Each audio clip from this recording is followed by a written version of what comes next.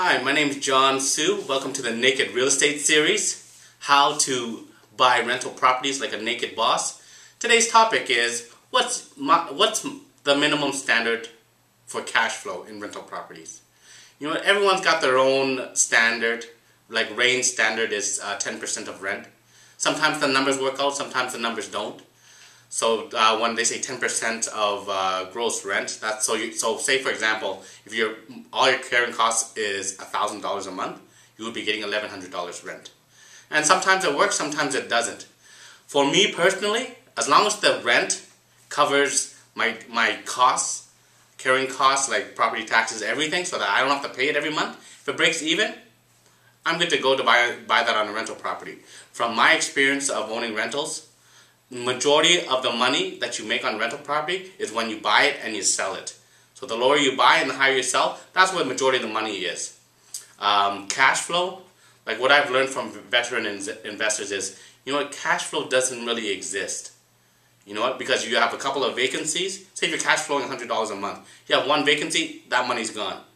Oh, you need a paint job, now you're in the hole a couple of thousand. Oh, you need new rugs, oh, you gotta fix this, fix that. You know what, cash flow is one of those things.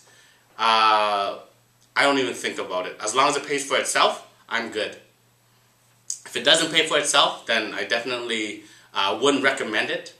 But if you got the balls to buy negative cash flow and you've got the revenue to do it, with a grain of salt, do a little bit of it, but don't do too much of it. I'm not saying that they're bad or good. I'm just saying you're taking on more risk, but it definitely has the more opportunity to make a better profit.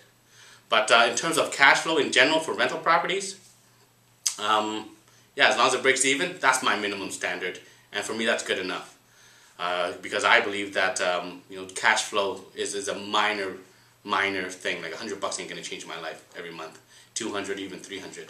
And the reality is after owning the property for at least minimum 5 years, and when you renew your mortgage, that's when you'll see maybe a decent amount of cash flow, maybe a few $100s. Off one property.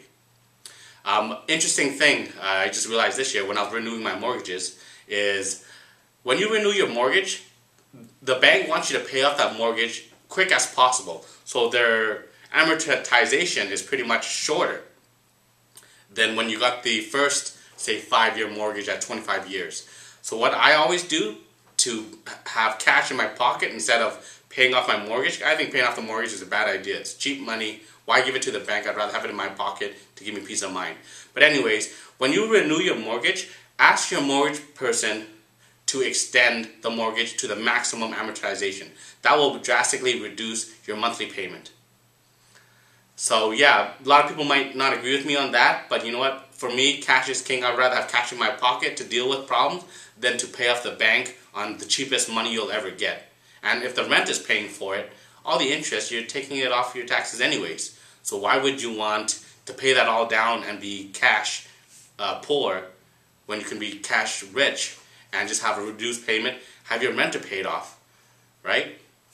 But that's just my thoughts. Not everybody's going to agree with me. Some other people say, oh, pay it down, whatever. That's just my 2 cents. And that's what I would do. Every time I renew, I would extend the amortization, keep my payments low, and have the renter pay everything off. Me do nothing. Me have the leverage of having cash in my pocket.